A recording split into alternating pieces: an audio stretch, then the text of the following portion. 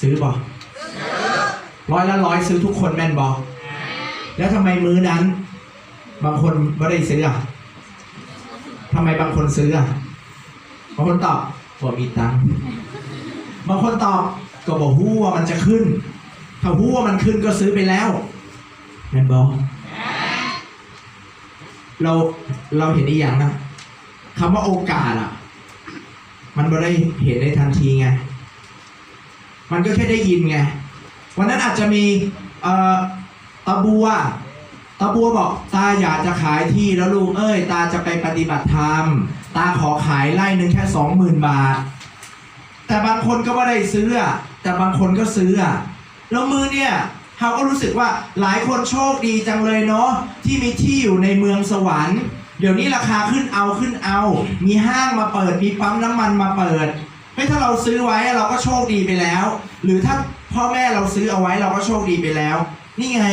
โอกาสมันไม่ได้เห็นมือนั้นแต่มันเห็นมือนี้ข้าพเจ้าบอกฮู้เนาะว่าเวลาเจ้าเจอโอกาสเจ้ามีวิธีปฏิบัติต่อโอกาสอีกจังใดเนาะผู้ใดมาซักเซสมอเป็นครั้งแรกยังบอกเคยรู้จักมาก่อนเลยมือนี้เพิ่งเข้ามานั่งอยู่ในห้องนี้บ้างมีผู้ใดบ้างโอเค1มีใครอีก2มีใครอีกใกล้ๆแล้วกัน3ขอเซิร์นหน่อยเชิญทั้งหน้าเลยปรบมือให้เพื่อนหน่อยเซิร์นเลย3 ท่านไม่เก็ตที่ถูกเชิญเลยมาด้านหน้านิดนึงใครบ้างเมื่อกี้ชี้ใครบ้างเชิญมา1 ท่านท่านที่2ท่านที่2เซิร์นเซิร์นนิดนึงอีกท่านหนึ่งเมื่อกี้